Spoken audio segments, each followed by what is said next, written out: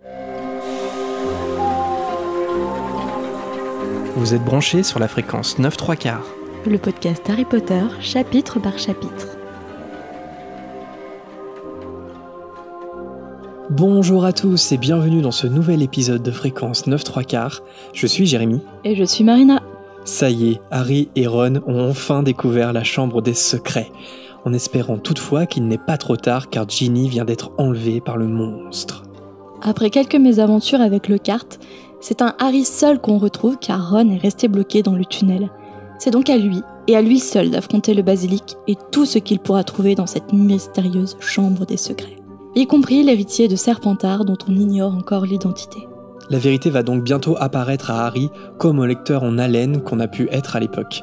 Comme d'habitude, on va essayer de retrouver notre naïveté de la première lecture et se plonger avec notre héros préféré dans le dénouement de ce deuxième tome.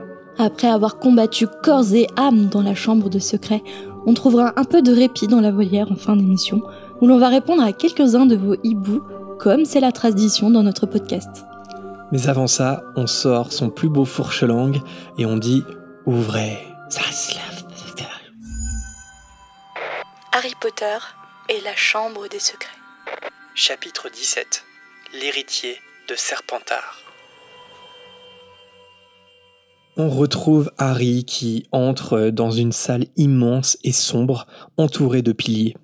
Effrayé à l'idée de se retrouver face au basilic, et on peut le comprendre, il sort sa baguette magique, entreferme les yeux et il avance lentement. Il arrive bientôt devant une grande statue en pied, représentant un sorcier qui couvre tout le mur du fond.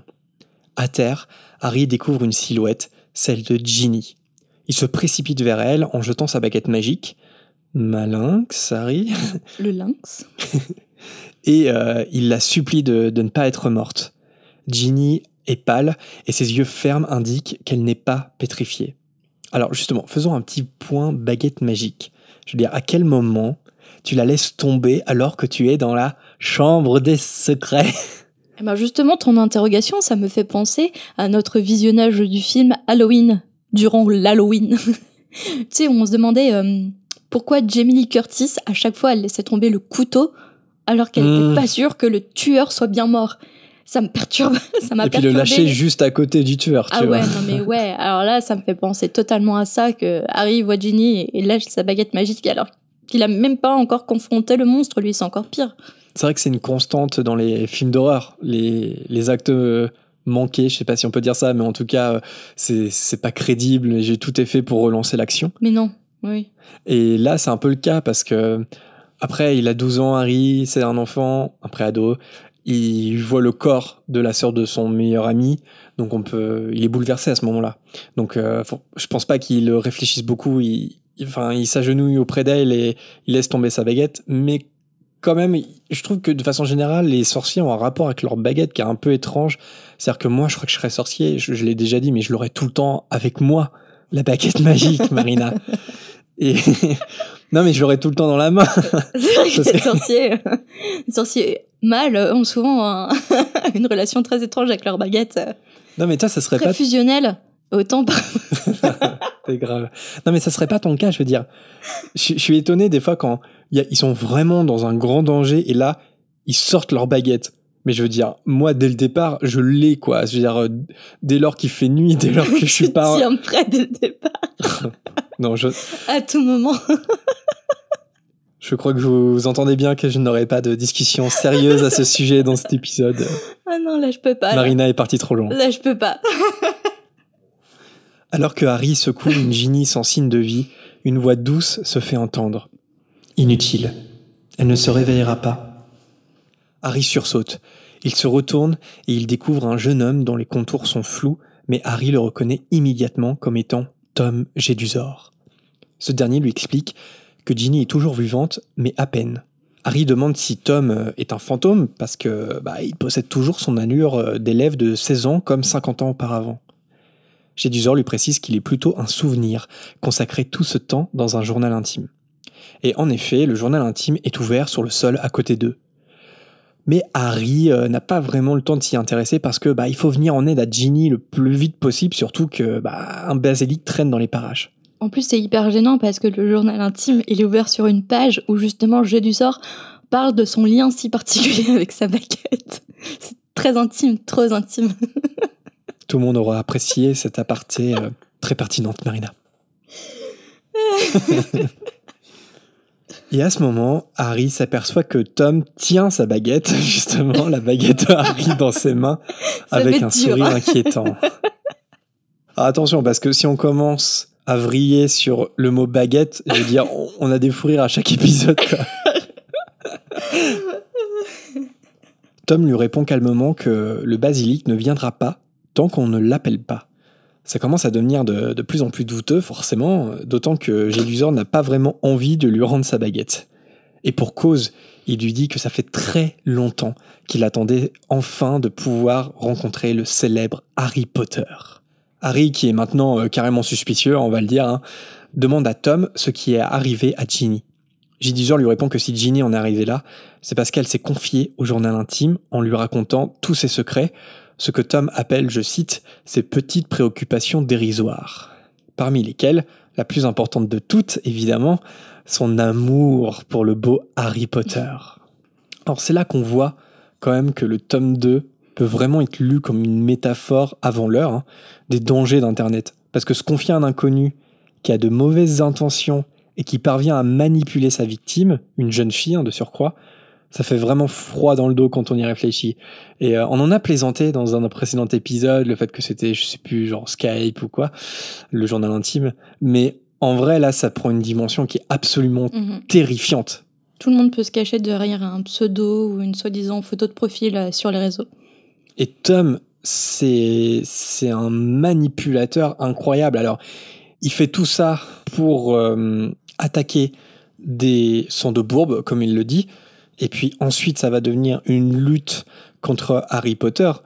Mais le fait de manipuler de cette façon une jeune fille de 12 ans, on peut imaginer dans la vie moldue vers quoi ça peut se décliner. Et c'est là où vraiment, je trouve que La Chambre des Secrets est peut-être, je sais pas, le tome le plus sombre de Harry Potter. Vraiment, déjà parce que il fait extrêmement peur, je trouve. Il y a tout ce que tu veux. Il y a des araignées géantes, il y a des serpents, tu les regardes, t'es mort.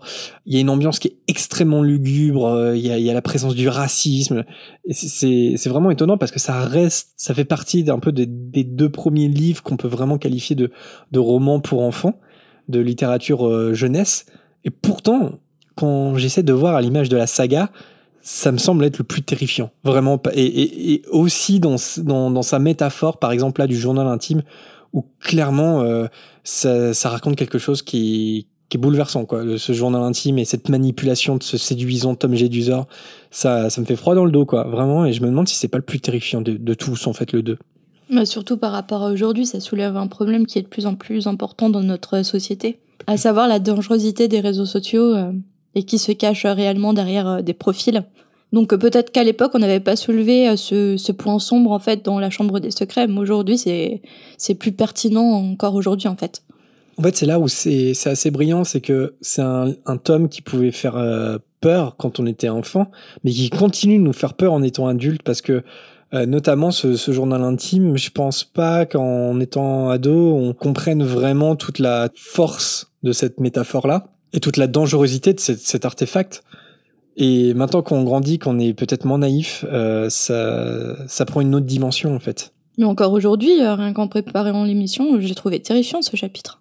Ça faisait longtemps que j'y avais pas pensé, je me dis mon Dieu, mais ça m'arrive encore d'avoir peur en fait en lisant ce chapitre. Surtout le passage avec le basilic, je trouve ça terrifiant pour des enfants âgés de 10 ans. C'est cru quand même, c'est raconté d'une manière assez crue et sanglante. Je me souvenais plus que c'était à ce point-là. Moi, ce qui m'avait marqué, c'était le sang noir du basilic. On va le voir tout à l'heure. On va le voir. Mais quand Fumsec crève les yeux du basilic, c'est très graphique. C'est horrible. Et même dans le film, c'est terrifiant. Moi, j'avais eu tellement peur à l'époque. C'est très malin dans le film, avec le jeu de l'ombre, parce que forcément, Harry peut pas voir le basilic. Le film, a rendu ça... je trouve qu'il rend bien hommage quand même à ce chapitre, parce que c'est presque encore plus flippant dans le film. On se rappelle notamment un énorme jumpscare. Moi, je me souviens encore bondir sur mon siège de cinéma quand j'avais 12 ans. Tu sais, quand le basilic sort du sol. Non, tu t'en souviens plus ? Si, je m'en souviens, mais ça m'a pas... Enfin, je me souviens pas de l'effet que ça a produit sur moi. Puis même le basilic en soi est vraiment terrifiant comment il a été fait dans les films. En faisant semblant de l'écouter et de la réconforter, Ginny a fini par adorer Tom Jedusor. Il avoue lui-même qu'il a toujours eu le don de séduire les gens dont il a besoin. Et petit à petit, Ginny lui a donc confié son âme. C'est là où je trouve vraiment Tom terrifiant dans le chapitre, c'est que on n'est plus de chez les grosses araignées ou le gros serpent terrifiant. On n'est plus sur des peurs presque primaires comme ça. On est sur de la séduction, sur de la manipulation, sur quelque chose qui est beaucoup plus sous-jacent et beaucoup plus inquiétant, je trouve. Et on rappelle qu'il a seulement 16 ans. Ouais. Il avait déjà une mentalité manipulatrice. C'est assez effrayant. Alors souvent quand même, on doute de l'anticipation de J.K. Rowling concernant la suite de la saga, c'est-à-dire est-ce qu'elle avait vraiment anticipé telle ou telle chose. Mais là quand même, moi qui défends cette anticipation, le journal intime, c'est quand même un parfait exemple de l'anticipation de J.K. Rowling, parce que là, ce que raconte Tom Jedusor, c'est le principe même d'un Horcrux. Hein. C'est-à-dire que Ginny, elle a donné une partie de son âme à Tom Jedusor a déversé une partie de son âme en elle. C'est complètement la définition d'un Horcrux. 4 romans avant qu'on apprenne ce que c'est. C'est incroyable. Après, elle a pu s'inspirer de cet événement qu'elle a créé dans le tome 2 pour inventer les Horcrux aussi. Ça peut être sa base d'inspiration. Mais bon, après, chacun son opinion quelque part. Parce que même si J.K. Rowling le dit, on n'est pas obligé de la croire. Enfin voilà. Je me souviens de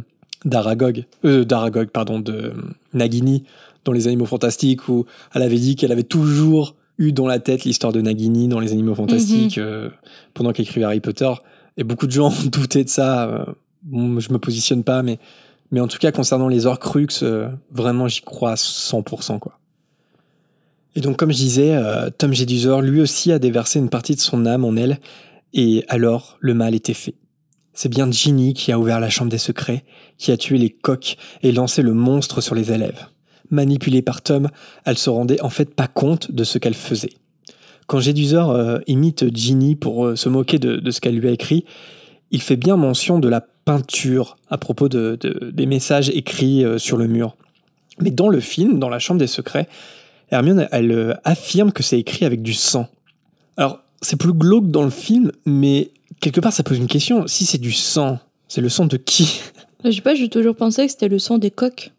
Je sais pas, j'ai toujours imaginé d'une manière assez glauque qu'elle avait égorgé les coqs, en fait, et gardé le sang pour écrire le message. Alors ça, elle a égorgé les coqs, oui. Est-ce qu'elle l'a fait dès le départ ? Sans doute. Ah ouais. Ça serait logique.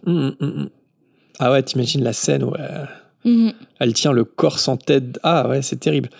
Mais en tout cas, dans le livre, il n'est pas question du tout de sang, contrairement à ce que dit Hermione dans le film. Dans le livre, c'est peut-être un peu plus policé, mais ce n'est que de la peinture rouge.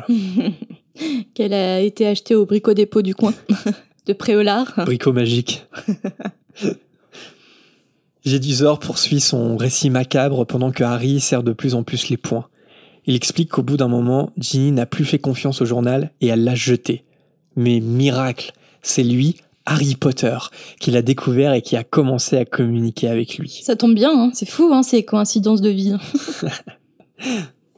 Ça faisait effectivement longtemps que Tom voulait le connaître, et c'est pour ça qu'il a voulu le manipuler en lui montrant la capture d'Hagrid.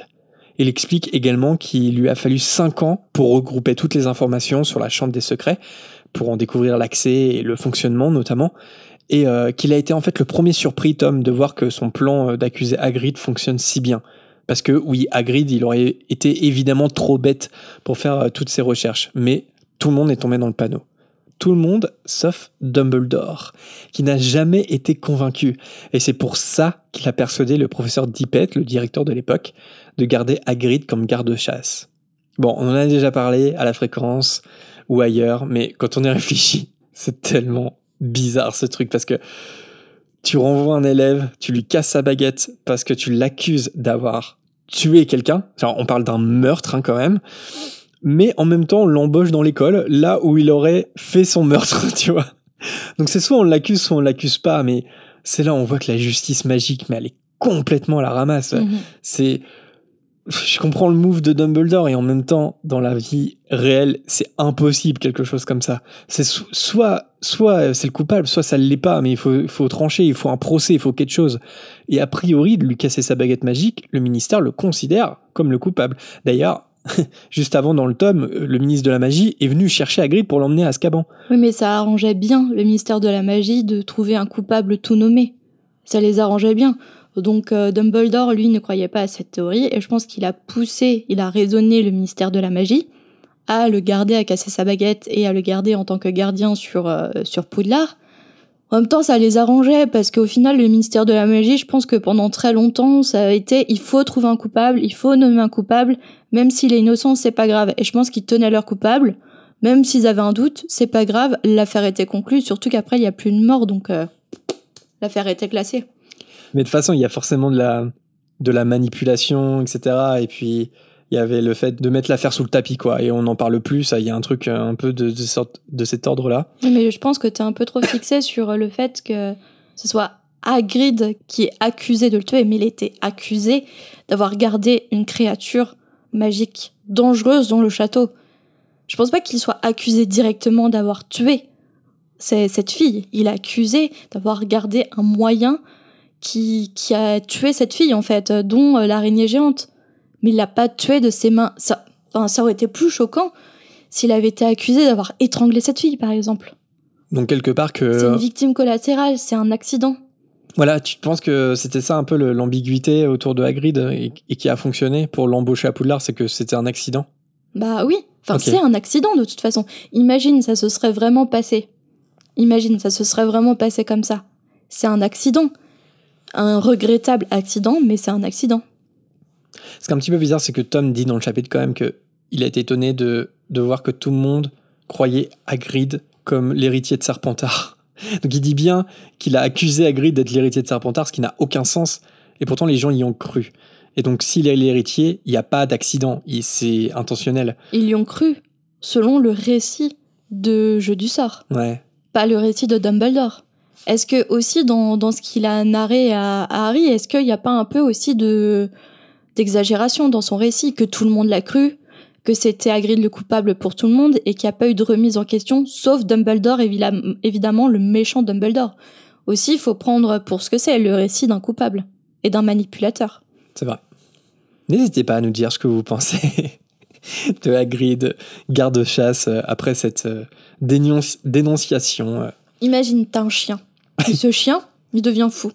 Et il agresse quelqu'un et hélas, cette personne décède. Tu vas être accusé de meurtre parce que ton chien a tué quelqu'un. Tu vas être condamné, je pense, ou... Je sais même pas comment ça se passe dans ces cas-là, mais tu vas pas être accusé de meurtre. Ouais, mais il y a 50 ans, il y avait quand même un héritier de Serpentard qui revendiquait les attaques. Tu vois ce que je veux dire? Donc c'était une ambiance où il y avait des attaques intentionnelles qui visaient les Némoldus. Donc c'était pas des victimes random. C'était comme dans la Chambre des Secrets. On peut imaginer qu'il y avait des messages sur les murs aussi. Donc c'est ça où je me dis comment passer ça pour un accident si les attaques étaient revendiquées par un héritier de Serpentard. Je sais pas, c'est étrange. Après, est-ce qu'il y a vraiment eu des messages comme au départ? Est-ce qu'il y a eu vraiment des revendications? On n'en sait pas plus, en fait. Notre base, c'est seulement le récit de Jeu du sort. C'est vrai. Il y a beaucoup d'inconnus autour de ça. Les seules choses qu'on en sait, c'est que Hagrid a été accusé et que, comme Dumbledore a voulu le protéger parce qu'il l'a jamais cru coupable, il est devenu garde-chasse. Et donc, du coup, d'extérieur, ils ont trouvé le coupable, mais ils l'ont embauché à l'école. C'est un peu ça les infos qu'on a et qui peuvent poser question. Après, est-ce qu'il a été embauché à l'école directement après? Je crois, ouais, quand même. Combien de temps il est resté à Azkaban pour ça? Et je crois pas qu'il était à Azkaban. Je crois pas. Hein. Il y a trop d'inconnus pour... Ouais. Comme je le disais dans le précédent épisode, il y a quand même beaucoup de trous dans la narration, dans la Chambre des Secrets. Il y a beaucoup de choses. Après, c'est ce qui permet aussi de faire des émissions comme la nôtre aussi. Ouais. C'est d'inventer les à côté, les intrigues manquantes à l'histoire, en fait. Les plot holes, en anglais. Bon, après ce long débat, mais qui est extrêmement intéressant, on revient néanmoins au chapitre avec Tom, Jedusor et Harry. Et justement, face au ton narquois de Harry, Jedusor admet avoir été surveillé étroitement par Dumbledore à partir de ce moment-là, et c'est la raison pour laquelle il n'a pas réessayé d'ouvrir la chambre pendant sa scolarité, comme on disait plus tôt. À la place, il a laissé derrière lui le journal intime avec le souvenir de ce qu'il était à 16 ans pour guider une prochaine victime à faire le travail plus tard. C'est quand même fou de se dire que Voldemort, alias Tom Jedusor, a créé son premier Horcrux en 5e année de Poudlard. Il a 16 ans. Donc non seulement il a balancé un basilic sur des nez moldus, mais en plus, il a créé son Horcrux. Avec le meurtre de Mimi Géniard, il a transmis une partie de son âme dans le journal intime. Il a créé un artefact, l'artefact qui peut être le plus de magie noire, et il n'est même pas adulte. C'est fou. Et justement, petit quiz, petite pause sur les Horcrux. C'est un quiz, tu vas adorer, Marina. Je pense que tu vois là où je veux en venir. Quel est le premier Horcrux créé par Jedusor ? Non, c'est beaucoup plus global que ça. C'est-à-dire qu'il y a le journal intime, comme je l'ai dit, qui a été créé suite au meurtre de Mimi Géniard, ok. Mais est-ce que tu peux me faire la liste des autres Horcrux ? Le diadème ? Le diadème, oui. Alors, dans quelles circonstances... Enfin, est-ce que à chaque fois, tu te rappelles qui Voldemort a tué et qui a détruit l'Horcrux ou pas ? T'es content, là. Non, ou alors tu peux faire le listing des Horcrux et moi je te donne ces infos. Sauf si tu t'en souviens. Donc t'as dit le diadème. Tu te souviens de qui le détruit, le diadème ? Non.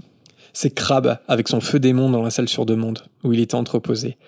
Et la personne que Voldemort a tuée, là c'est vraiment un peu random parce que c'est un paysan albanais. Hein. C'est là où excuse-moi de pas me souvenir du paysan albanais. Parce que là où il trouve le diadème, quand la Dame Grise lui donne cette information, en gros, le premier moldu qu'il voit, il le tue, quoi. Et pour en faire directement un Horcrux.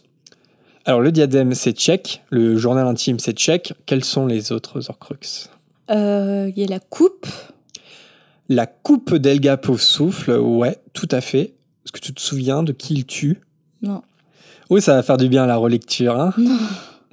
C'est la coupe d'Hepzibah Smith. Il récupère le médaillon et la coupe par Hepzibah Smith. Ouais, mais le meurtre de Smith lui est utile, entre guillemets, pour faire de la coupe son Horcrux. Et ça va être détruit par Hermione avec le crochet du basilic. Ok, donc diadème, journal, coupe. La bague des Gunt. Je t'en ai donné un autre dans ma description. Il y a la bague des Gunt. Ouais, tout à fait. Le meurtre, tu sais... de Gunt, non. En fait, vraiment, le meurtre précis, ça serait son père, Tom Jedusor Senior. Alors après, bon, il a tué un peu toute sa famille, donc... Mais le nom qu'on retient, c'est celui de son père. Et la bague a été détruite non pas par le trio, non pas par Crabbe... Mais par Dumbledore. Par Dumbledore, tout à fait. Attends, journal, bague, coupe... Il y en a un que j'ai donné, en fait. Je l'ai nommé, tu peux me le donner, là. Quand j'ai parlé de la coupe. Mais non, je l'ai donné, la tiare, là. Ah, le diadème, pardon. Le diadème, le médaillon. Ouais, voilà, c'est celui-là que j'ai cité tout à l'heure. Donc pareil, la personne que le Voldemort a tué, c'est un moldu complètement inconnu, c'est un vagabond, voilà. Et il est détruit, si tu t'en souviens quand même comment il est détruit. Scène assez légendaire dans le film. C'est Ron ? C'est Ron, tout à fait, qui le détruit avec l'épée de Gryffondor. Et il en reste 2 autres. Les 2 derniers, dans la chronologie. Nagini, tout à fait. Et là, c'est Neville. C'est Neville qui l'a tué. C'est Neville avec l'épée de Gryffondor, tout à fait. Et le meurtre, ça encore une fois, ceux qui n'ont vu que les films ne peuvent pas le savoir. Enfin, je crois pas. J'ai pensé aux vieux qui gardent la maison, mais non, c'est pas ça. Non. C'était déjà un Horcrux. Ouais, c'était déjà un Horcrux, ouais. Non, Bertha Turkins, tu te souviens ? Non. Cet employé du ministère qui a été enlevé et Voldemort lui a soutiré pas mal d'informations. Il a fini par la tuer et faire de Nagini son Horcrux. Et il en reste un, c'est plus évident. Harry. C'est Harry, forcément. Harry, le meurtre, c'est James et Lily. Et paradoxalement, c'est Voldemort lui-même qui détruit son propre Horcrux, hein, avec Harry. Alors pour revenir dans la chambre des secrets, Harry, qui bouillonne de plus en plus, rétorque à Jedusor que son plan a échoué parce que personne n'est mort cette fois. Et les sorciers pétrifiés seront bientôt guéris. Sauf que, d'un ton toujours aussi doucereux, Tom lui explique que les sons de Bourne ne font plus partie de ses intérêts, car désormais, sa nouvelle cible, eh bien c'est lui. En effet, il explique à Harry qu'il était furieux quand Ginny est venue reprendre le journal par peur de ce que Harry pourrait y découvrir à propos d'elle. Mais comme il savait que Harry était sur les traces de l'héritier, il a donc contraint Ginny à écrire son propre message d'adieu et il l'a fait venir dans la chambre. Au début, elle a beaucoup lutté, mais désormais, il lui reste que très peu d'énergie, car l'essentiel de son âme a déjà été déversé en lui via le journal. Alors si on met Harry de côté, le journal il est assez unique quand même comme Horcrux parce que, bon déjà c'est pas un objet de valeur matérielle, mais c'est plus sentimental, parce que c'est le journal intime de l'adolescence de Tom. Et bon, il faut aussi mettre Nagini de côté, mais son dernier Horcrux qu'il a fait. Mais je me demande quand même si c'est pas l'Horcrux le plus dangereux, parce que justement, il peut te manipuler. Il y a vraiment la voix de Voldemort qui te parle à travers l'Horcrux. Et j'ai pas l'impression que c'est le cas des autres... Si, t'as le médaillon. T'as le médaillon qui te rend mauvais quand tu le portes, ouais. Mauvais, paranoïa, ressentiment. Très mauvais aussi, ça... Toutes les idées noires que tu peux avoir, tous les doutes sur ta vie que tu peux avoir, il les accentue. Donc ça peut être très mauvais aussi. Il suffit que tu sois un peu déprimé, un peu faible. Il prend tes faiblesses, il les accentue et bim, il te manipule aussi de cette façon. Ouais, est-ce qu'on peut mettre ça vraiment au même niveau que le souvenir de Tom Jedusor dans le journal intime ? Pas au même niveau, mais quasiment quand même. Ah ouais. Ça dépend de la personnalité. Ça dépend de la personnalité de la personne qui tombe en fait sur l'Horcrux. Après, il y a le fait que le médaillon, tu le portes sur toi.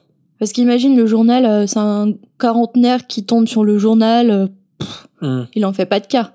Je pense, ça dépend de la personnalité encore une fois. Par contre, c'est sûr qu'une jeune fille, à la base, qui a fleur de peau, qui vient de rentrer dans une nouvelle école, elle est plus facilement manipulable. Le médaillon, il peut être dangereux pour tout le monde. On a tous des doutes, des faiblesses, des failles. Et justement, il s'insinue dans ces failles et il les accentue. Donc c'est dangereux pour tout le monde, je dirais, le médaillon.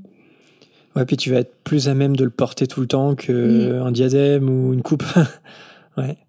Ah ok, non ok, bonne réponse.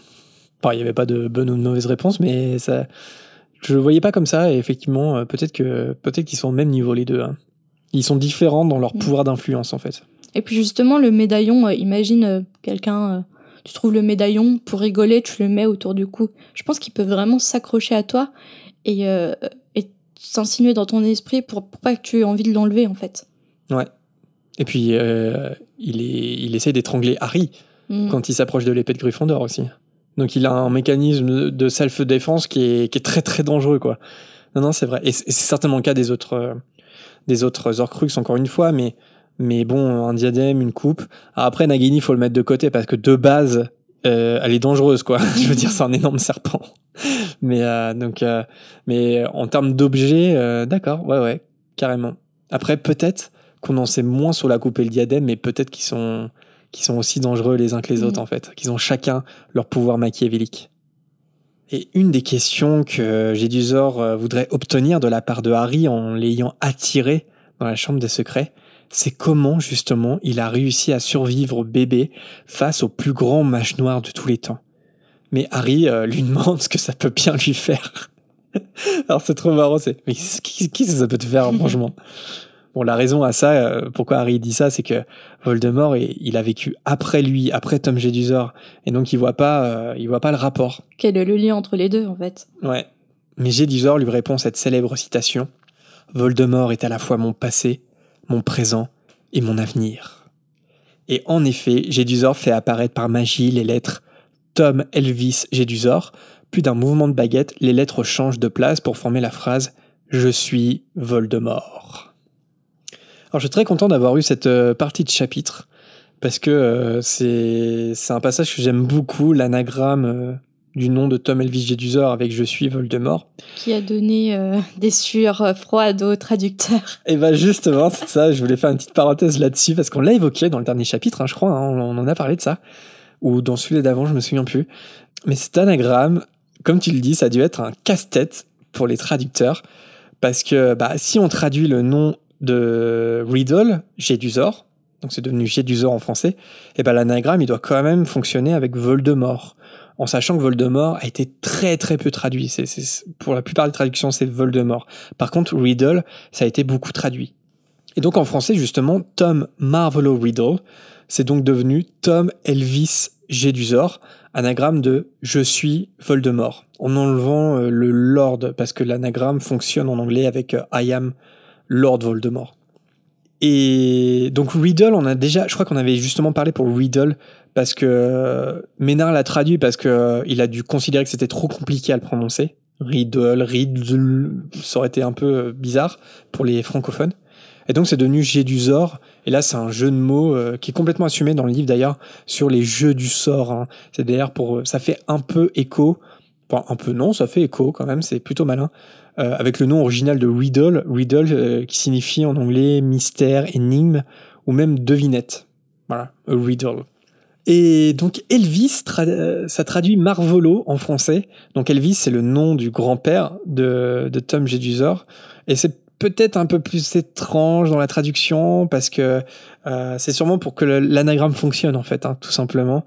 Parce que quand on réfléchit à Marvolo, ça fait résonner marvelous en anglais, et marvelous, paradoxalement, ça signifie merveilleux, génial. Donc, je sais pas, peut-être qu'il a gardé l'idée d'un certain prestige, tu vois, genre génial, avec le prénom Elvis, tu vois, il y a peut-être un certain prestige avec Elvis, je sais pas. Mais je pense que c'est surtout pour que l'anagramme fonctionne, tout simplement. En tout cas, je vous invite vraiment à jeter un œil aux différents anagrammes, en fait, selon les langues traduites, parce que c'est passionnant, franchement, l'ingéniosité des traducteurs.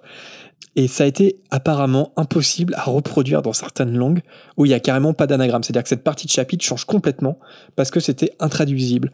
Et c'est le cas, par exemple, du chinois, du japonais, de l'indonésien ou même du coréen. Voilà, il n'y a pas d'anagramme, tout simplement. Donc, il n'y a pas ce truc des lettres qui changent. C'est rapide, du coup, c'est supprimé carrément. Ils ont carrément supprimé le passage ? Alors, je ne sais pas exactement comment ça se décline. Peut-être que les lettres se transforment en « je suis Voldemort » et c'est juste qu'il n'y a pas cette recherche d'anagramme, tu vois. Tom Gédusor n'a pas construit Voldemort en mélangeant les lettres de son nom, quoi. Faudrait vérifier, c'est vrai que j'ai pas de traduction ni japonaise ni coréenne de Harry Potter. Si vous en avez chez vous, dites-nous comment, si vous êtes bilingue et que vous parlez une de ces langues et que vous avez un ouvrage à la maison, dites-nous, mais c'est vrai que du coup, il n'y a pas d'anagramme. Et des fois, en fait, dans certaines langues, il y a des anagrammes qui signifient pas « je suis Voldemort », mais des petits dérivés, en fait, pour fonctionner. Et juste pour finir, je vous donne quelques exemples qui sont assez cocasses, quand même. Alors, en danois, par exemple, Tom, il s'appelle Roméo, pour que l'anagramme fonctionne. Il y a la traduction hongroise aussi, où Marvolo est devenu Roll, donc ça s'écrit R-O-W-L-E. Alors c'est marrant parce que ça fait penser un peu à Rowling, et ça va devenir le nom d'un mange-mort plus tard dans la saga, donc peut-être qu'il y a aussi il y a deux noms qui sont pareils, qui sont identiques. Mais là où c'est un peu ingénieux, en hongrois, c'est que Roll, R-O-W-L-E, en fait le W, ça devient deux lettres V pour que l'anagramme fonctionne. Ah. C'est un W qui se sépare. Malin, ouais. Et pour que ça forme, alors je sais pas du tout parler hongrois, mais pour que ça forme Nevem Voldemort. Je m'appelle Voldemort. Oh, c'est malin. Mais le plus étrange de tous, la plus étrange traduction, c'est la traduction islandaise. Parce que Tom a changé de prénom aussi, comme en danois. Mais Tom, il s'appelle Trevor, comme le crapaud de Neville. Et le crapaud de Neville, il s'appelle vraiment Trevor ? Et le crapaud de Neville s'appelle aussi Trevor. Donc Voldemort partage le même prénom que le crapaud de Neville en islandais. C'est absolument passionnant. Mais bon, il fallait bien ça pour que l'anagramme fonctionne apparemment. Alors en effet, avec cet anagramme, Gédusor explique qu'il s'est donné le surnom de Voldemort des Poudlard pour renier le nom de son immonde père moldu qui abandonnait sa mère quand il a appris qu'elle était une sorcière. Ce nom que Gédusor s'est donc choisi, il s'est juré que plus tard, les gens auront peur de le prononcer lorsqu'il sera devenu le plus grand sorcier de tous les temps. Alors évidemment, cette révélation, elle est dure à encaisser pour Harry, parce qu'en face de lui se trouve donc à nouveau, j'ai envie de dire, la pâle copie de Voldemort à 16 ans, qui, il y a 50 ans, se destinait donc à devenir le mage noir épouvantable ayant causé tant de malheur et ayant assassiné lâchement ses parents. Ça doit être curieux quand même comme sensation parce que il a en face de lui le meurtrier de ses parents, mais pas encore en fait, quelque part, tu vois. Ouais. C'est le fameux dilemme, si tu pouvais retourner dans le temps, est-ce que tu tuerais le bébé Hitler ? Ou le pont Godwin direct. Bah, t'as ça dans l'enfant maudit, hein. Parce que y a un moment, le plan. Bah c'est ça. C'est est-ce que avec un retourneur de temps pareil, est-ce que tu tues pas Voldemort bébé, quoi. Vaste question. Ouais. En tout cas, on voit bien que si tu retournes dans le temps et que tu te retrouves face à Voldemort quand il a 16 ans, il est déjà bien trop tard. Déjà bien fucked up. Au bout d'un moment, Harry parvient à nouveau à ouvrir la bouche. Avec plein de haine, il lui rétorque doucement que c'est raté. Et pourquoi ? Parce que, au risque de le décevoir, le plus grand sorcier du monde, c'est Albus Dumbledore. Il a vu clair dans son jeu à l'époque, et lui, Voldemort, en a d'ailleurs toujours eu peur. Alors le sourire de suffisance s'efface soudainement sur le visage de Gédusor, qui se vante d'avoir chassé Dumbledore par son simple souvenir. Mais Harry lui répond qu'il n'est pas aussi loin qu'il le pense. Et au moment où Gédusor s'apprête à répliquer, quelque chose le stoppe net.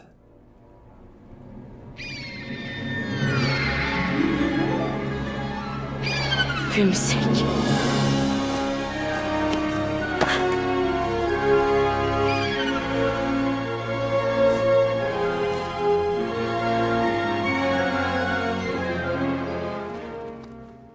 Vous entendez cette musique qui fait vibrer votre cœur, autant que celui de Harry quand il voit apparaître sous ses yeux Fume sec, le phénix de Dumbledore, qui vole droit vers lui pour venir se poser sur son épaule. Et Fume sec n'est pas venu les serres vides, comme le constate Jedusor. Étalé sur le sol, il y a le Choixpeau. Et il n'apparaît pas sous sa meilleure forme.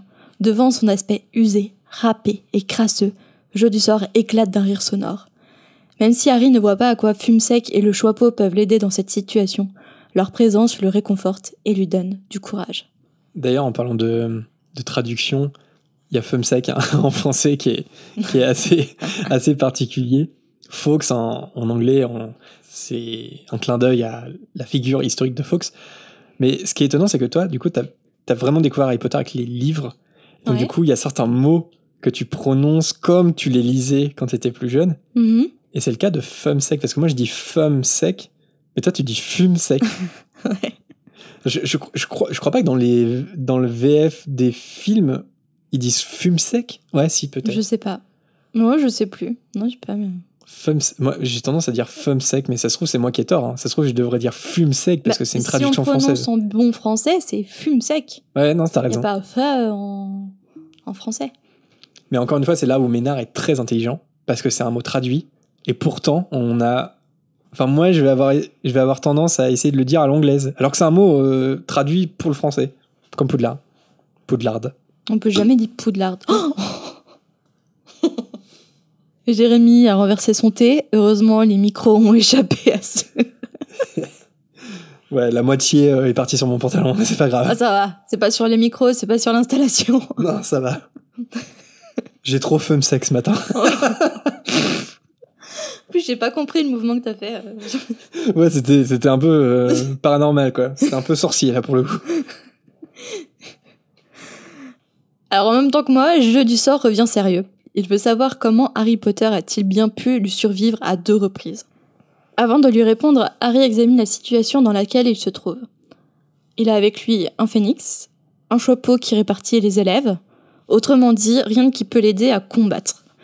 Mais il faut qu'il trouve une solution plus vite parce que, à mesure que le temps passe, la silhouette de Jedusor se fortifie au détriment de la force vitale de Ginny. Harry lui répond que personne ne connaît la raison pour laquelle il a perdu ses pouvoirs quand il l'a attaqué la première fois. Par contre, il a survécu grâce au sacrifice de sa mère, Némoldu. Harry ajoute que depuis ce moment, Voldemort n'est qu'une épave, un être abject. Malgré la grimace provoquée par ces révélations, Jedusor se force à sourire. Ok, il a survécu grâce à l'amour maternel, mais aujourd'hui Harry Potter n'a rien de spécial. Même si les deux ont des points communs assez troublants. Tous les deux ont du sang moldu dans les veines, orphelins et élevés par des moldus. Ils ont la rare capacité en plus de parler fourche-langue. Mais finalement, pour Jedusor, c'est uniquement la chance qui a sauvé Harry. C'est d'ailleurs le moment d'apprendre la leçon à Harry Potter. Jeu du sort, âgé de 16 ans, souhaite affirmer ses pouvoirs face à un Harry, 12 ans, qui a pour se battre à ses côtés un phénix et un choix-peau usé. Et d'ailleurs, petit aparté, quand je réfléchis à l'âge du souvenir de Jeu du sort et sa volonté de renaître par son souvenir de 16 ans, est-ce que t'aimerais revivre sous la forme de ton souvenir de tes 16 ans, le Jérémy de 16 ans? Est-ce que tu aimerais revivre ce moment? Pour une journée peut-être, mais ça s'arrête là. Parce qu'en fait, attends, je sais pas si j'étais très claire sur ma question, mais il est prêt à tout, Voldemort, pour renaître en fait. Donc il est prêt à renaître avec son corps et son esprit de Jeu du sort de 16 ans en fait. Donc il recommence depuis le départ. Après, c'est particulier parce que certes, il reviendrait sous sa forme qu'il a à 16 ans, mais tout ce qu'il a fait avant, et c'est effectif. Je veux dire, tous les gens qu'il a tués, tout le règne de terreur. Ouais, mais en soi, c'est pas lui qui l'a fait. C'est lui ici, c'est lui dans son futur, et c'est juste qu'il... Oui, mais ton passé, c'est toi, mais ton futur, c'est pas vraiment toi. Toi, ce que je veux dire, ça dépend des décisions que tu prends, en fait, sur l'instant T. Ouais. Bon, c'est un petit peu subtil, mais... Imagine si tu recommences à vivre à 16 ans. Peut-être que tu vas prendre d'autres décisions qui font que tu ne serais pas ton Jérémy de 29 ans à l'heure actuelle. Tu vois ce que je veux dire? Ouais, sans doute. Après, je pense que, comme on l'a dit, c'était trop tard. Quand on voit Jedusor à 16 ans, il est voué à devenir Voldemort. Il est déjà Voldemort, en fait. Il peut pas se diriger vers un autre chemin que ça, quoi.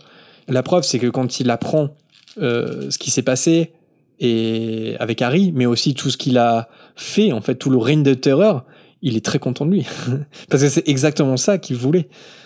Je pense que ça dérange pas du tout parce que Voldemort, il cherche l'immortalité sous n'importe quelle condition. Et je pense que c'est même plus confortable de revenir sous les traits de Tom Jedusor à 16 ans que le corps immonde qui va se créer à la fin de la coupe de feu avec cette potion. Ouais, mais quand affreuse. il renaît de ce corps immonde, il renaît avec tous ses pouvoirs et toutes ses capacités qu'il a acquises durant des années.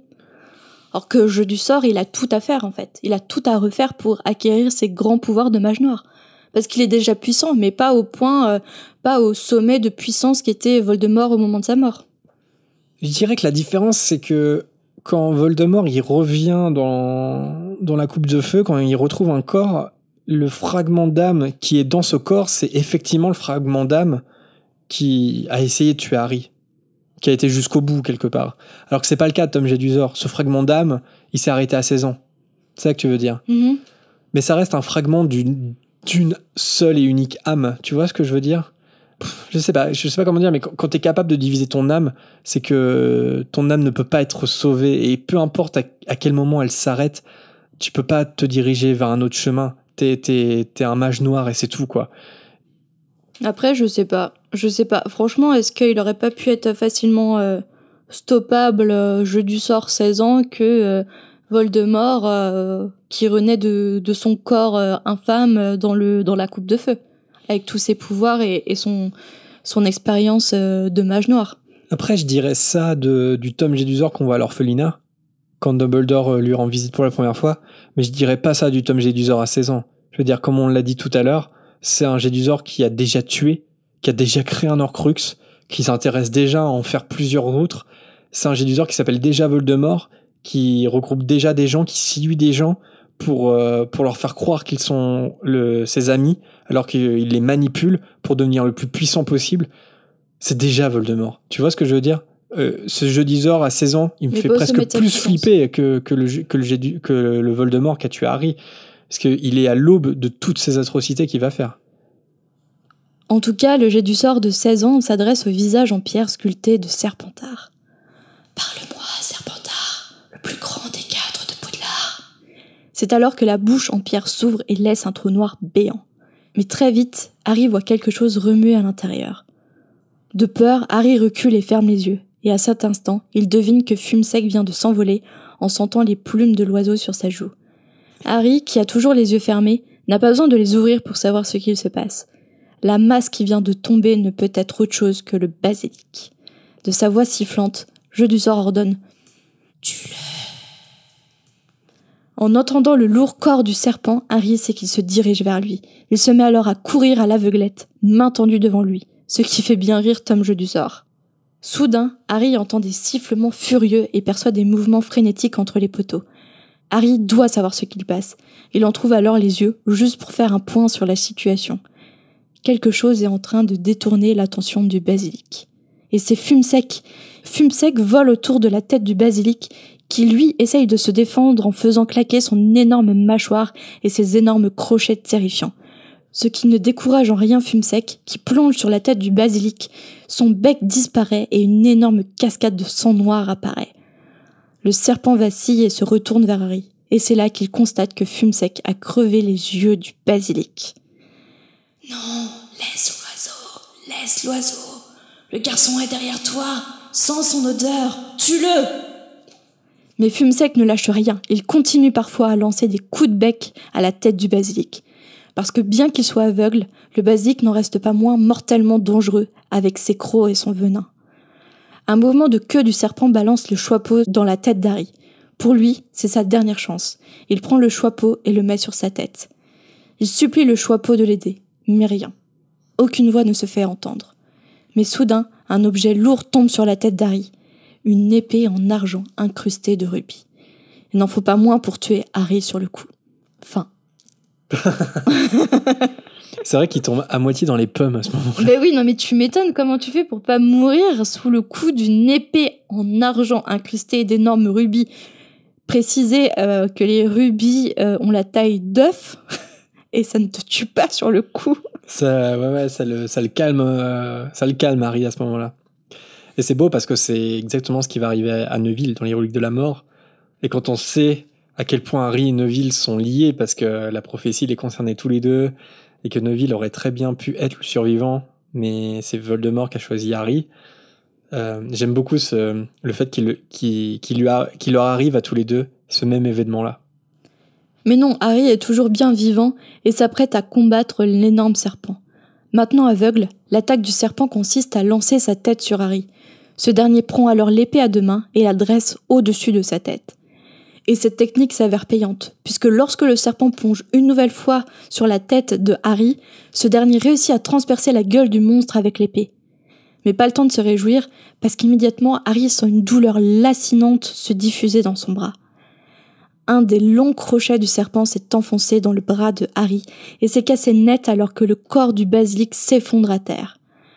Alors qu'il arrache le crochet, Harry sait qu'il est trop tard. Le venin est en train de se répandre et la vision de la chambre des secrets se brouille. Toi, tout ce moment, il est fort, le combat, il est graphique, il est violent. Moi, ça me fait froid dans le dos, en fait, à chaque fois de relire ce passage. Et puis on voit, c'est bien décrit la façon dont Harry se sent partir, se sent mourir. Alors que, encore une fois, on est sur un roman jeunesse. Ouais, je trouve ça violent pour l'époque. Après, on va pas en reparler, mais tous les contes pour enfants sont hyper glauques. Ouais, mais en deuxième lecture, quoi. Là, c'est très graphique, en fait. Ouais, c'est posé en première lecture. T'as pas de sous-entendu. Mais tant mieux, parce que, je veux dire, c'est pas beau ce qui se passe, quoi. Donc, il vaut mieux décrire. Bon, suggérer, des fois, ça peut être pratique, mais là on parle d'un basilic, quand même. Hein. Fumsec s'approche d'Harry pour poser sa tête contre sa blessure. Le pauvre oiseau laisse couler de grosses larmes sur le corps mourant d'Harry. Ce qui n'échappe pas à Jeu du sort, qui commence à savourer sa victoire sur celui qui lui a survécu 12 ans plus tôt. Harry se dit finalement que sa mort ne serait pas trop douloureuse. La douleur disparaît même, mais il regarde son bras et il constate qu'il n'y avait plus de blessure. À la place, il y avait juste les larmes de Fumsec. C'est alors que Jeu du sort se rappelle que les larmes de Phénix sont un puissant remède contre toutes les blessures. Et si tu te rappelles bien, Dumbledore a appris à Harry les capacités extraordinaires des Phénix. Et tu te souviens dans quel chapitre cette mention se trouve et dans quel contexte ? C'est quand Harry tombe sur Justin et Nick, et que McGonagall l'emmène dans le bureau de Dumbledore, et que du coup il tombe sur le chapeau, et c'est là où il a cette...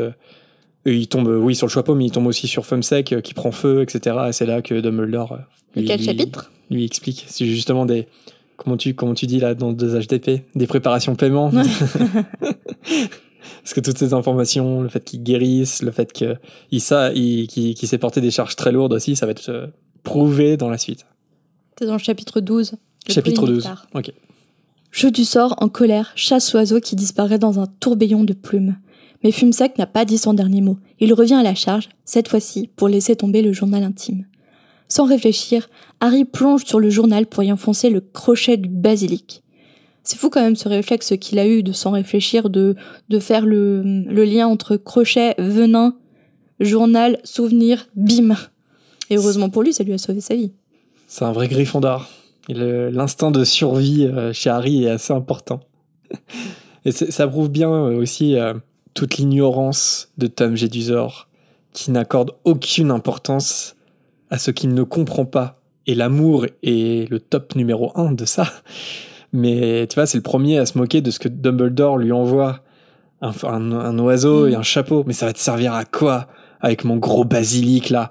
Et c'est comme ça qu'il va mourir. C'est comme ça qu'il va mourir. C'est comme ça qu'il va pas se rendre compte que la baguette de Suro est pas à lui. Et c'est sa grosse faiblesse à Tom Jedusor, c'est n'accorder aucune importance à ce qu'il ne comprend pas. Et au plan des autres. Il pense tellement que ses plans sont infaillibles qu'il pense même pas au plan des autres pour le mettre en échec. Il est beaucoup trop recentré sur sa propre puissance et sa propre démonstration de puissance aussi. Et c'est comme ça qu'il va se faire avoir. Il a pas retenu la leçon. Le souvenir de Jeu du sort pousse un long hurlement tout en se tordant dans tous les sens et disparaît. Le venin a brûlé le journal intime. Tremblant, Harry rassemble sa baguette magique, le chapeau, le journal et retire de la gueule du serpent l'épée. Harry entend un gémissement. C'est Ginny qui reprend connaissance et qui prend conscience de ce qu'il y a autour d'elle. En voyant le journal entre les mains d'Harry, elle éclate en sanglots. Elle a bien essayé de lui dire le jour où Percy l'a interrompu, mais Harry la rassure en lui disant que tout est fini maintenant. Il est temps de retrouver Ron dans son tunnel. Mais Ron, il est pas resté flemmard de son côté, parce que pendant que Harry combattait Jeu du sort et le basilic, Ron a pu creuser un trou dans le tunnel encombré. À l'annonce de l'arrivée de Ginny et Harry, Ron explose de joie. Et si Ginny va mieux, elle, de son côté, il y en a un qui est dans un état critique. C'est Lockhart, dont le sortilège d'amnésie lancé avec la baguette de Ron s'est totalement retourné contre lui. Donc maintenant, toute la fine équipe s'est retrouvée, mais comment vont-ils remonter le tunnel jusqu'aux toilettes de Mimi ? Encore une fois, Fumsec est la solution. Cet oiseau a la capacité de porter des charges lourdes. C'est alors sans effort qu'il transporte Harry, Ron, Ginny et Lockhart jusqu'aux toilettes de Mimi. Et sont accueillis par une Mimi bien déçue, qui espérait bien que Harry décède dans la chambre pour qu'elle puisse partager ses toilettes avec quelqu'un. L'horreur. Quelle horreur. Elle est atrocement égoïste. Entouré de son halo doré, Fumsec guide les amis jusqu'au bureau de McGonagall. Harry frappe et pousse la porte.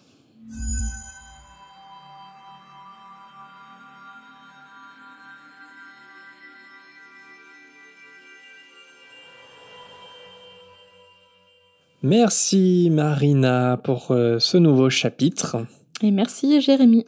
Il est temps de le renommer et de donner son personnage préféré, comme d'habitude. Donc si tu devais renommer le chapitre, comment tu ferais, Marina ? Alors, j'ai pas été très inspirée.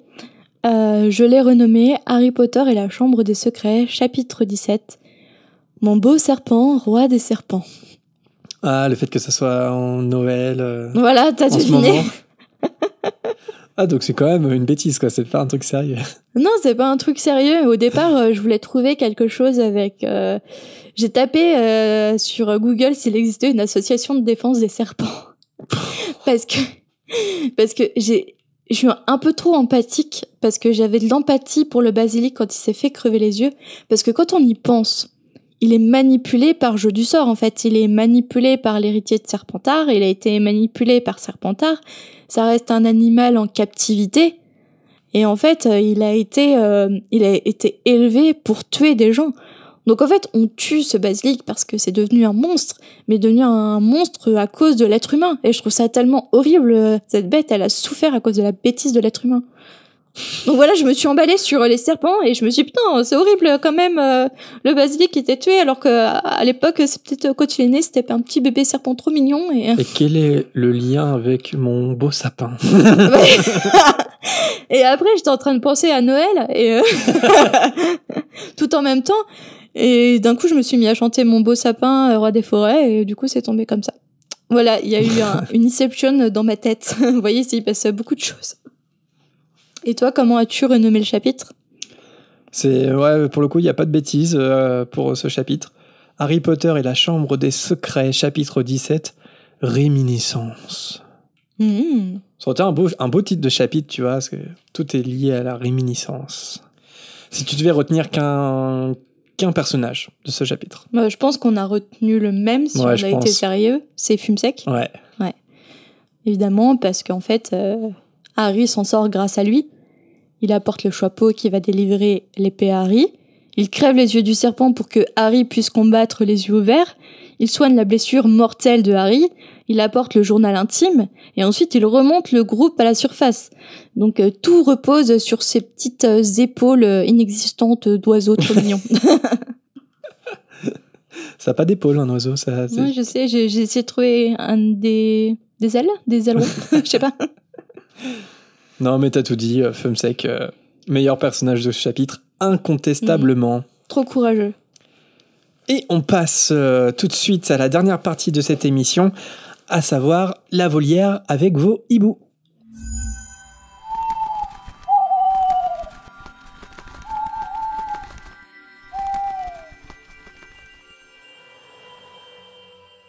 Le premier hibou de cette volière est un hibou sonore comme on les aime, et c'est celui d'Élise.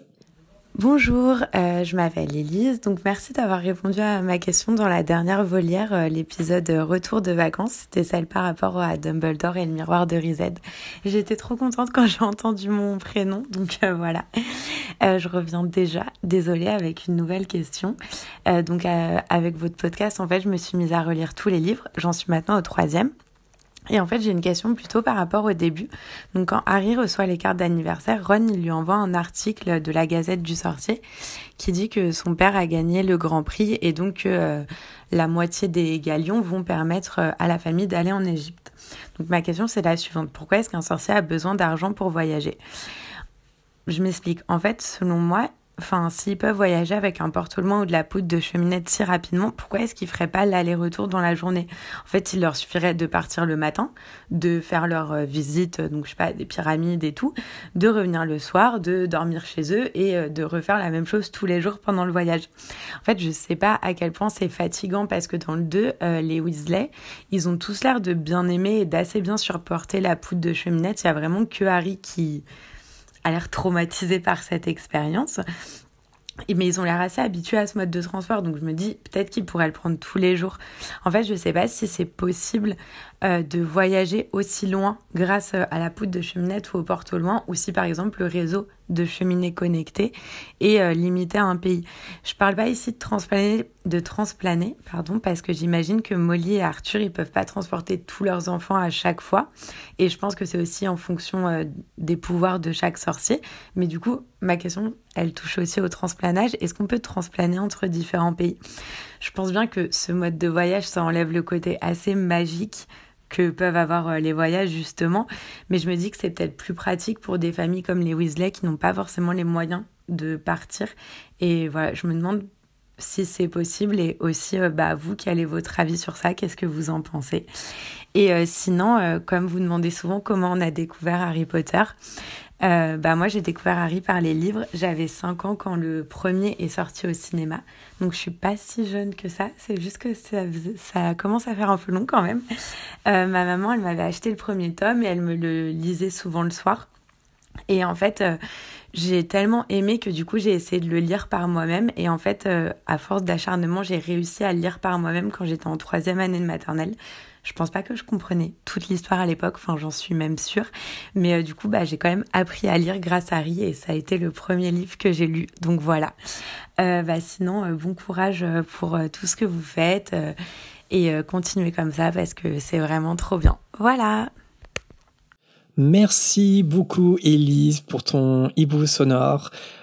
C'est très impressionnant que tu aies commencé à lire Harry Potter à 5 ans. Moi, en fin d'année de maternelle, j'avais lu tout le dictionnaire, ok ? Donc, comme ça... J'avais lu Peggy Pig. Et... non, franchement, c'est très impressionnant. Et pour répondre à tes questions, donc pour la deuxième partie de ta question, est-ce qu'on peut transplaner dans des pays lointains? Ça, on a des infos là-dessus, parce que pour les animaux fantastiques, on avait déjà parlé, mais J.K. Rowling, elle avait précisé sur son site officiel, jkrowling.com, que Norbert, il ne pouvait pas transplaner jusqu'à New York. C'est pour ça qu'il prend le bateau au tout début de la saga, parce que le transplanage sur de longues distances, c'est très risqué, et qu'entre différents continents, c'est même carrément impossible. Sinon, concernant les Weasley, est-ce qu'on a besoin d'argent pour voyager et pourquoi ils prennent pas la poudre de cheminette ou un porte-au-loin, par exemple? C'est assez curieux. En tout cas, c'est sur la notion d'argent, c'est curieux parce que on peut très facilement imaginer que la magie, ça peut permettre de s'affranchir d'argent, en fait. Mais je pense que ça impliquerait quand même d'enfreindre la loi d'une façon ou d'une autre. Et je pense pas que les Weasley, ils acceptent une telle chose. Et on voit ce dilemme, par exemple, quand le trio sera en cavale dans les rues de la mort. Est-ce qu'il faut voler de la nourriture aux moldus, etc.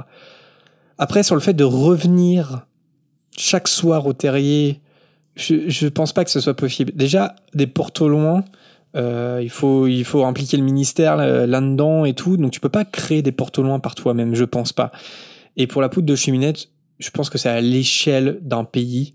C'est assez local, mais je pense pas que tu puisses voyager dans des pays étrangers à travers un quelconque réseau de cheminées. Donc, je pense que vraiment, pour voyager assez loin, c'est le transplanage. Et comme tu l'as dit, les Weasley peuvent pas le faire avec leurs enfants. Et de toute façon, ce sont des grandes distances. C'est très compliqué et ça doit être assez fatigant. C'est pour ça que je vois pas non plus des sorciers faire 3-4 escales de suite. Mais ce sont que des hypothèses parce que forcément, la magie détruit tellement de règles immuables du monde qu'on connaît que tout est possible quelque part, et donc il faut un peu accepter le fait que ça soit une fiction et qu'on ferme les yeux sur certains aspects comme ceux-là. Je sais pas si t'as quelque chose à rajouter, Marina, sur... Non, après, on se fixe sur les moyens de transport, mais il n'y a pas que les moyens de transport aussi. Il y a la volonté de se dépayser et en logeant en fait sur place, en profitant, en se posant à l'hôtel. Et on voit bien qu'avec le miteux chaudron baveur, on voit très bien qu'il y a des hôtels pour sorciers. Donc il peut y avoir des hôtels pour sorciers en Égypte, parce que c'est ça aussi le but d'un voyage, c'est se dépayser, changer du quotidien. Et les hôtels pour sorciers, je pense que comme les hôtels pour moldus, c'est payant. Ouais, c'est pas pareil quand même de rentrer chez soi tous les soirs. Aussi. Voilà, c'est ça, c'est différent. Si tu veux totalement t'immerger dans ton voyage, dans ton séjour dans le pays, il faut habiter, enfin il faut loger sur place. Et pour ça, il faut des galions. Ouais, alors ça c'est vrai. Et puis même de savoir si ça te dérange pas de rentrer chez toi le soir, est-ce que c'est même possible de le faire? Donc je pense que ça fait plusieurs éléments qui expliquent pourquoi t'as besoin d'argent pour voyager. Ouais, même si c'est possible de le faire, c'est toujours sympa de partir de chez toi pour 48 heures entières et pour te dépayser et profiter du séjour. Et nous passons au hibou de Sarah. Pourquoi dans Harry Potter et le prisonnier d'Azkaban, Lupin, qui est un loup-garou depuis une 30aine d'années environ, regarde la pleine lune quand Hermione la montre du doigt? Et pourquoi n'a-t-il pas pris sa potion pour les besoins de l'histoire ou bien une incohérence? Alors moi je pense que c'est pour les besoins de l'histoire, parce qu'il a tout simplement oublié de prendre sa potion. Et je pense qu'il a oublié que c'était le soir de pleine lune également. C'est pour ça qu'il est étonné quand il voit la pleine lune pointée du doigt par Hermione. Et c'est ni plus ni moins pour les besoins de l'histoire. C'est mon avis. Ouais, parce qu'on le sait, Rogue était venu en fait lui donner sa potion, et c'est là qu'il a vu que Lupin était plus dans son bureau et que la carte était toujours active.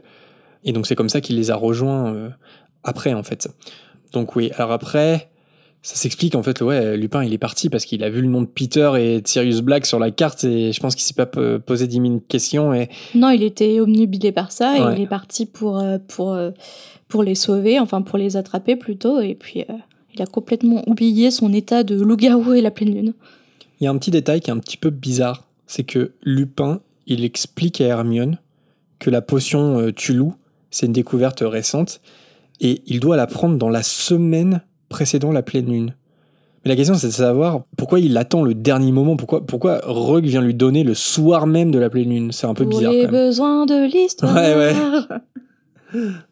Et petite anecdote, on va apprendre dans le tome 6 que c'est l'oncle de Marcus Belby, qui est l'inventeur de la potion Tulu, ce qui vaut à Marcus Belby d'avoir une place dans le fameux club de Slug. Un prochain hibou de MLK Ben. Durant ma relecture du tome 5, je me suis posé une question. Au département des mystères, au moment où Bellatrix essaye de jeter un sort mais que Lucius dévie ce sort pour qu'il n'endommage pas la prophétie, le sort casse une autre prophétie et on entend ces mots « Au moment où le solstice viendra et personne ne viendra après ». Est-ce qu'il y a dans Pottermore, dit Wizarding World maintenant, ou dans la saga Harry Potter, des informations concernant cette prophétie ?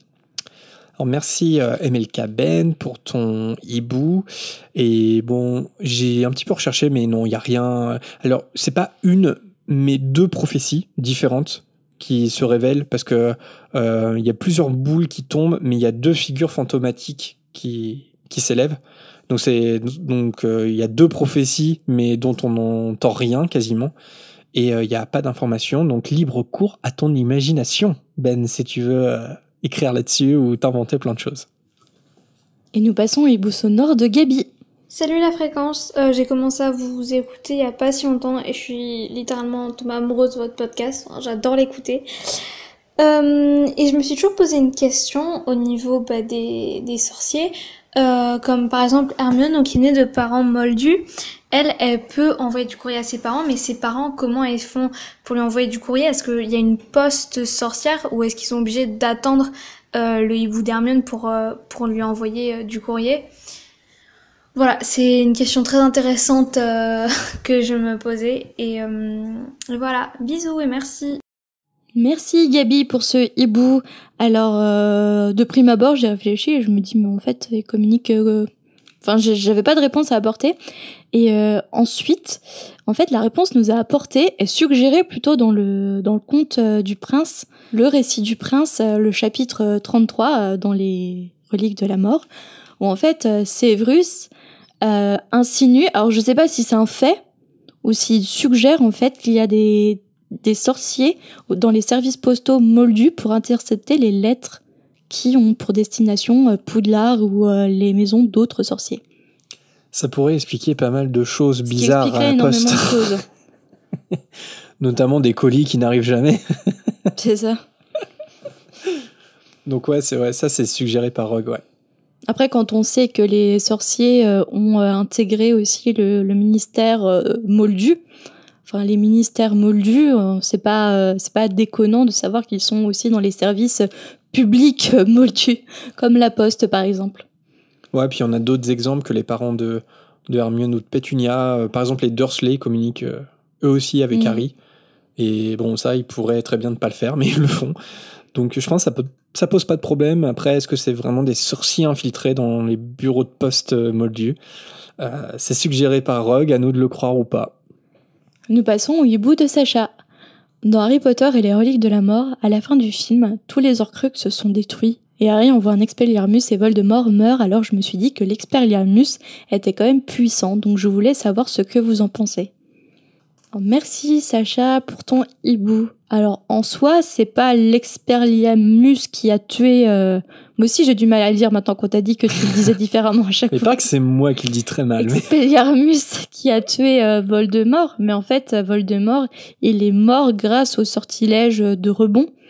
En fait, c'est un sortilège qui a été provoqué par la baguette de Suro, en fait, qui a reconnu son véritable maître, qui n'était pas Voldemort, mais qui était Harry.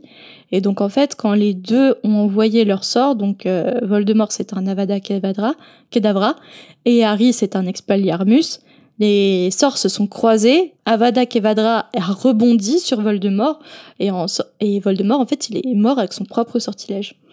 Ouais, c'est ça, c'est que l'Expelliarmus de Harry, ça lui permet simplement de récupérer après la baguette de Suro au vol, mais après que Voldemort se soit suicidé. Donc là, c'est un exemple vraiment concret, c'est vrai, du livre qui va détailler un peu plus, parce que dans le film, c'est visuel, mais en soi, il n'y a pas vraiment d'explication. Mais dans le livre, c'est bien indiqué que c'est un suicide, en fait, hein, tout simplement. Enfin, un suicide non intentionnel. Non, c'est pas un suicide, parce que c'est pas intentionnel. Non, il a pas fait ça pour se donner la mort. Il s'est donné la mort à cause de son ignorance et de sa cupidité. Une belle fin à l'image de Voldemort. Un prochain hibou de Constance. Je ne comprends pas pourquoi Percy a été chez Gryffondor alors que c'est clairement un Serpentard. Il est ambitieux et il serait prêt à tout pour atteindre ses objectifs. Alors merci Constance pour ton hibou. On va pas citer ta deuxième question qui était sur Hagrid et sur sa conception pour être un peu plus précis. On laisse libre cours à ton imagination sur celle-là. Mais concernant les maisons, bon, on peut avoir que des suppositions, mais c'est vrai qu'on peut se demander si Percy, il a pas voulu aussi se retrouver dans la même maison que ses deux grands frères avant lui. C'est possible, hein, parce que Bill et Charlie avaient été à Gryffondor. Et puis, on peut aussi contre-argumenter que après un petit moment d'errance, hein, quand même, il va prouver finalement que sa loyauté et son courage dans le dernier tome. Donc dans les Reliques de la Mort, c'est quand même un vrai Gryffondor, hein, Percy. Après, c'est un débat, ça, qui concerne beaucoup de personnages. Dans ceux qu'on cite beaucoup, il y a Hermione avec Serre d'Aigle, Pettigrew avec Serpentard, Luna avec Poufsouffle. Mais j'ai envie de dire, du moment où il y a la volonté du jeune sorcier qui rentre en compte, il n'y a pas de règle immuable quelque part. Je veux dire, le Choixpeau, il peut pas réellement se tromper parce que la volonté du sorcier peut être entendue. Donc, on peut penser peut-être que Percy a demandé à aller chez Gryffondor, mais après, moi, ça me choque pas non plus que même s'il l'a pas demandé, le Choixpeau l'envoie de base parce que il reste courageux et loyal, mais il faut dire qu'il y a un moment, il se perd complètement dans ses ambitions. C'est vrai. Après, c'est pas parce qu'on est réparti à Gryffondor que c'est acté qu'on ne va pas mal tourner dans la vie et qu'on va pas avoir les traits de personnalité d'un Serpentard. Il faut se rappeler que le Choixpeau répartit des enfants de 11 ans. Et on sait tous qu'à 11 ans, notre personnalité n'est pas encore totalement formée, on ne s'est pas encore trouvé, on n'est pas... Et même en tant qu'adulte, parfois, on voit nos traits de personnalité changer d'une époque à une autre, en fait. On est en constante évolution. Donc ça, c'est quelque chose que le Choixpeau ne peut pas prédire, en fait. Il peut seulement se baser sur la volonté des élèves qui passent sous lui, en fait. C'est bizarre ma phrase sous lui, mais en tout cas, sous le chapeau. Ce qu'ils sont à 11 ans. Et voilà. Leurs idéaux, leurs ambitions. C'est ça. Nous passons au hibou d'Emma. Est-ce que le principe des maisons à Poudlard existe aussi dans les autres écoles de magie ? Alors je sais pas si t'as été plus chanceux que moi, mais j'ai pas trouvé le principe de maison dans les autres écoles de magie. Déjà, j'ai pas trouvé à Durmstrang, j'ai pas trouvé à Beauxbatons. Je les ai trouvés nulle part. Alors je sais pas si t'as été plus chanceux que moi ou pas. Alors pour Beauxbatons et Durmstrang, non, on n'a pas d'infos.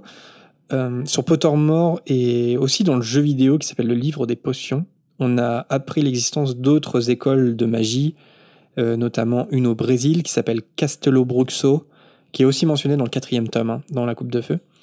On connaît aussi Mau Tokoro, enfin en tout cas le nom, qui est l'école de magie japonaise. Il y a Ouagadougou, qui se trouve en Afrique, mais on ne sait pas où, dans le pays d'Afrique. Et il y avait aussi la mention dans le jeu vidéo de Kodolstorets, qui est l'école russe. Mais voilà, sur toutes ces maisons-là, on connaît leurs noms, mais on n'a pas plus d'infos que pour Beauxbatons et Durmstrang concernant leurs maisons. Par contre, il y en a une où on les connaît. C'est Ilvermorny, l'école américaine. On les connaît très bien parce que il y a eu tout un écrit de J.K. Rowling sur l'histoire de l'école américaine Ilvermorny. Et donc, il y a 4 maisons, comme à Poudlard. Donc, il y en a une qui s'appelle Serpent Cornu, une autre qui est Pogwood Jenny, une 3e qui est Oiseau Tonnerre et la dernière Wamatou. Et les 4 maisons, comme vous l'aurez peut-être remarqué, ce sont 4 créatures. Voilà. Donc Serpent Cornu, ça fait un peu écho à Serre d'Aigle parce que ça met en avant l'esprit. Pogwood Jenny, ça serait plutôt les Poufsouffles parce que ça met en avant le cœur. Oiseau Tonnerre, il y a une correspondance avec Gryffondor parce que ce sont les aventuriers qui erraient dans cette maison. Et enfin, Wamatou, ça serait plutôt Serpentard parce que ce sont des guerriers.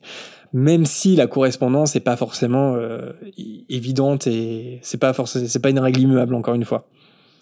Après, je sais pas, mon opinion, ça serait de dire quand même qu'il n'y a pas que dans les autres maisons, c'est-à-dire Beauxbatons, Durmstrang et toutes les autres dont il est fait mention dans l'univers étendu, on va dire, j'aurais tendance à penser qu'il n'y a pas de maison. Parce que je pense qu'on l'aurait appris pour Beauxbatons et Durmstrang dans la Coupe de Feu, quand même, qui sont des écoles mixtes, je le rappelle, dans les livres. Et j'ai envie de dire aussi que c'est quelque chose d'assez britannique, culturellement, de classer dans des maisons. C'est quelque chose c'est pas quelque chose que J.K. Rowling a inventé. Je veux dire, ça existait déjà avant dans les écoles britanniques de classer, de faire des groupes, en fait, au sein d'une même classe, par exemple. Et alors, on pourrait me dire, Ilvermorny, c'est américain, mais en fait, si vous lisez l'histoire d'Ilvermorny dans l'écrit de J.K. Rowling, en fait, c'est une école qui a été créée par une sorcière irlandaise qui s'appelle Isolde Serre, qui est la descendante de Salazar Serpentard et de la fée Morgane.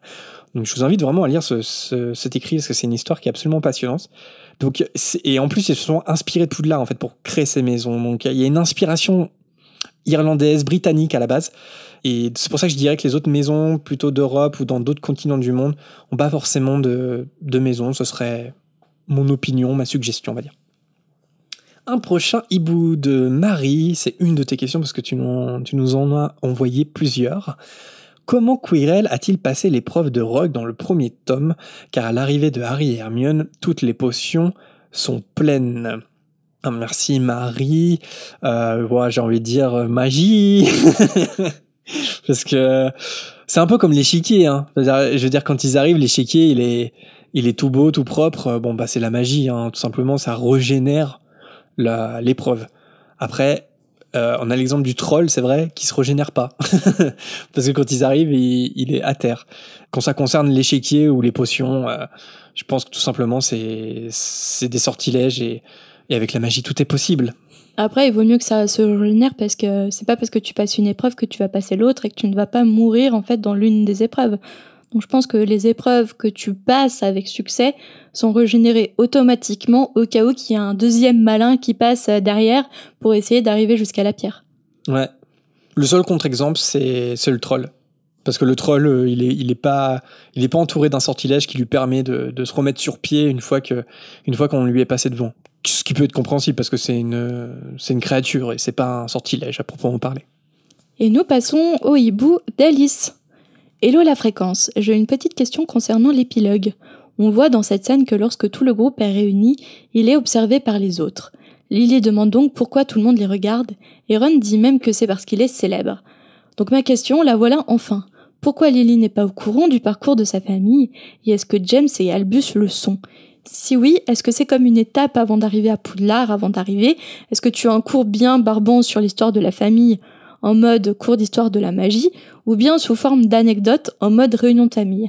Voilà pour ma question copieuse quoique digeste, et continuez comme ça, les émissions sont formidables, je rattrape mon retard avec grand plaisir sur la route du lycée. Merci beaucoup Alice pour ton hibou. Alors sur cette question, évidemment, on peut que théoriser sur la réponse. Peut-être que Lily est au courant de quelques éléments du parcours de son père et son frère aussi, mais ne saisit pas l'impact que Harry Potter ait pu avoir surtout sur Poudlard en fait et sur l'héritage qu'il a laissé à Poudlard. Enfin, ça serait ma supposition. Ouais, parce que moi je pense que Lily elle connaît l'histoire de sa famille. Hein. Peut-être pas tout. Peut-être. Bon, elle a quand même 9-10 ans. Ouais, mais peut-être pas tout. Peut-être qu'il lui a pas raconté tout d'un bloc, qu'il laisse des éléments de l'histoire quand elle sera peut-être un peu plus grande. Ouais. Ouais, non, mais peut-être. Après, il y a ce truc que même si elle sait des choses, elle est élevée dans une espèce de cocon et quand ils arrivent à King's Cross, elle réalise vraiment que son père est célèbre parce que y a plein d'inconnus qui le regardent et Ron et Hermione aussi. Donc c'est plus dans la vie de tous les jours, quand à la maison, etc. Il n'y a pas forcément cet aspect de la célébrité qui ressort. Donc c'est pour ça, je pense qu'elle est surprise. Après, c'est intéressant, c'est de savoir, est-ce que on parle d'Harry Potter dans les cours de Poudlard ? Mais moi, je pense que oui, quoi. Je veux dire, l'histoire de Harry, ça doit forcément être un chapitre maintenant dans le cours d'histoire de la magie, quoi. Après, est-ce que tout le monde est au courant de tout ce qu'il a fait, en fait ? Ouais, je pense que c'est un chapitre dans un cours, quoi. Du récit est resté entre Dumbledore et ses amis. Ron, Hermione et tous ceux qui étaient impactés en direct. Mais ce qui s'est passé dans la chambre des secrets, les duels avec Voldemort et ce qui s'est dit, est-ce que c'est resté vraiment dans le cercle intime ou un jour il a raconté réellement ce qui s'était passé ? Est-ce qu'il a vécu dans les détails ? Bah après, si c'est dans l'ordre d'un cours, non, je pense pas qu'il y ait les détails. Mais je pense qu'il y a quand même il y a un chapitre sur la bataille de Poudlard. Parce que leur bataille de Poudlard, c'est un peu notre seconde guerre mondiale à nous, quand même. Tu vois, c'est quand il y a un cours sur l'histoire, tu peux pas passer à côté de ça. Sur l'histoire de Poudlard. Oui. Donc, je sais pas, moi j'imagine bien le professeur Beans, qui est toujours là parce que c'est un fantôme, et qui fait un chapitre sur l'histoire, sur la chute de Voldemort, en fait, tout simplement. Et donc sur Harry, forcément. Et en espérant quand même qu'il rende pas l'histoire barbante et ennuyeuse comme il sait le faire, parce que c'est tout le contraire de la saga. Et voilà pour la volière de cet épisode qui est encore bien long, parce que là, depuis qu'on est rentré, on fait des épisodes assez longs. Je parle beaucoup, je suis désolé Marina. On finit comme d'habitude par quelques dédicaces parce que c'est difficile de tous vous citer. Merci donc à Zélie, à Maya, à Nicolas pour nous avoir envoyé une preuve que Harry est chroniqueur à la télé. On ne savait pas. Merci. À Camille pour ses réflexions sur la répartition et le choix pot.